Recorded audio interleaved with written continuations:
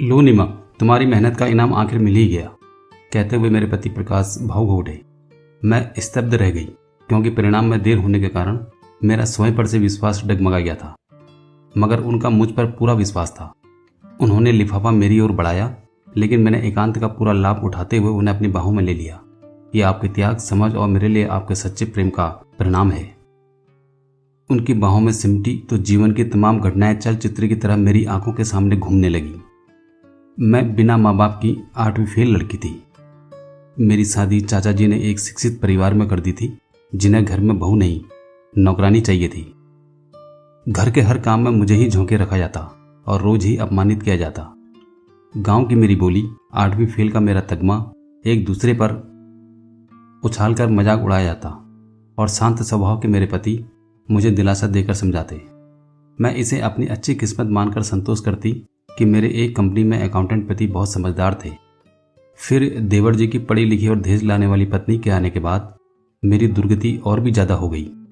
यह देखकर अब शांत रहने वाले प्रकाश भी अत्यंत दुखी हो जाते और उन्हें इस दशा में देखकर मैं अंदर से रो पड़ती। यही वो समय था जब मैं अशिक्षा के अभिशाप को अपनी नियति मानने ही वाली थी कि उन्होंने उस रविवार के दिन कुछ और ही निर्णय कर लिया। हम सब औरतें पिक्चर में हम आपके हैं कौन देखने जा रही हैं, छोटी बहू लेकर जा रही है। मेरी सासू माँ ने गर्वपूर्ण उद्घोष किया तो मेरा सर ऊपर न उठा। माँ, नीमा को भी ले जाओ ना। न जाने कैसे इन्होंने बोल दिया। तो घर पर खाना कौन बनाएगा? मेरी ननद ने आश्चर्य दर्शाया। खाना हम ऑनलाइन मंगवा लेंगे, इन्होंने मोबाइल दिखाया। आज तक ऑनलाइन खाना आया है क्या घर में, जो अब आएगा?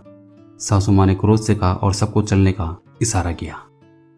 अपने इस अपमान से सुप्त होकर मैं अपने कमरे में आकर रोने लगी।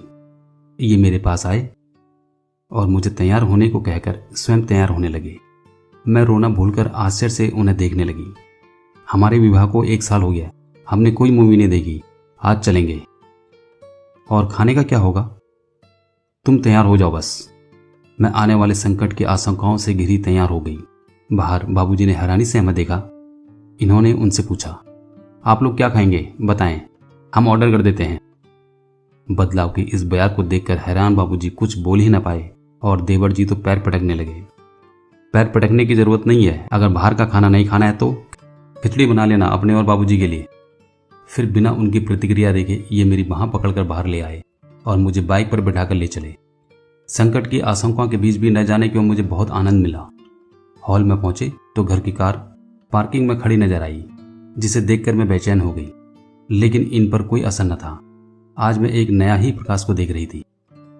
हॉल के बाहर काफी भीड़ थी। एक लाइन में देवरानी को भी लगे देखा मैंने। सासू माँ और ननद आपस में बतिया रही थी, उन्होंने हमें नहीं देखा। इन्होंने टिकट ऑनलाइन ही ले लिए थे तो हम अंदर आ गए। थोड़ी देर बाद फिल्म आरंभ हो गई और मैं सब कुछ भूलकर हॉल में पहली बार फिल्म का आनंद लेने लगी। फिल्म देखकर बाहर आए तो पार्किंग में कार नहीं थी। हमें लगा चले गए होंगे। फिर इन्होंने मुझे घर से बाहर पहली बार एक रेस्टोरेंट में खाना खिलाया। मुझे विश्वास ही नहीं हो पा रहा था। सब स्वप्न सरीखा प्रतीत हो रहा था। मेरी आशंकाएं बारंबार मुझे डरा रही थी, लेकिन इन्हें शांत देखकर मैं हैरान थी और ये मेरी हैरानी का पूरा आनंद ले रहे थे। घर आकर पता चला कि उनको टिकट ही ना मिले थे और वे सब ऐसे ही घूम फिर कर लौट आए थे। सासू माँ और देवरानी जी रसोई में जुटी हुई थी। खाना ऑनलाइन ही मंगवा लेना अपने लिए, तुम्हारे लिए नहीं बनाया है, सासू माँ ने कटाक्ष किया। यद्यपि हम लंच कर ही आए थे, फिर भी इनके क्रोध का पारावार न रहा। नीमा आप सबके लिए रोज खाना बनाती है, नीमा आप सबके लिए रोज खाना बनाती है। आज यदि इसे बाहर जाना पड़ गया तो आप इसके लिए खाना ही ना बनाएंगे क्या? यह गई क्यों? हमने तो आज्ञा न दी थी। सासू माँ आने वाले तूफान का अंदाजा ही न लगा पाई। एक पत्नी के लिए किसकी आज्ञा मायने रखती है, अपने पति की या किसी और की? मैं ही इससे लेकर गया था अपने साथ। आप सब लोग कान खोलकर सुन लो, आज यदि घर में नीमा का सम्मान न होगा यानी मेरा ना होगा, मैं ये मानकर चलूंगा और उसके बाद जो होगा उसकी जिम्मेदारी आप सभी की होगी। फिर मेरी बाह पकड़कर ये अपने कक्ष में आ गई।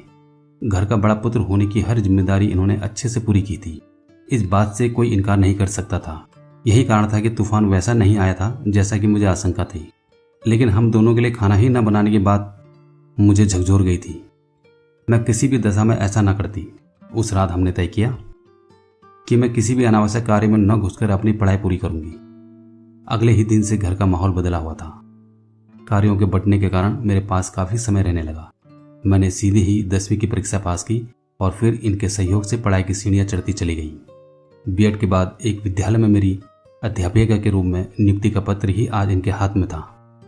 इतनी देर तक तो तुमने मुझे पहले कभी आलिंगनबद्ध नहीं किया।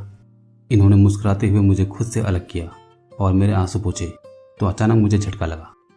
फिर मैं शर्म से पानी पानी हो गई जब मेरी बेटी भूमिका अपनी किताब में नजरें घुसाए वहां आकर बोली, माँ, हर पुरुष की सफलता के पीछे एक स्त्री का ही हाथ होता है क्या? हाँ, ये सुना तो है बेटी, लेकिन तेरी माँ की सफलता के पीछे तेरे पापा का हाथ अवश्य है। मेरे चेहरे पर आई हया के बीच लबों में तैरती मुस्कुराहट को इन्होंने अपने मोबाइल में कैप्चर कर लिया। तो दोस्तों, ये कहानी आप लोगों को कैसी लगी? कृपया अपने विचार कमेंट्स के माध्यम से जरूर व्यक्त करें। धन्यवाद।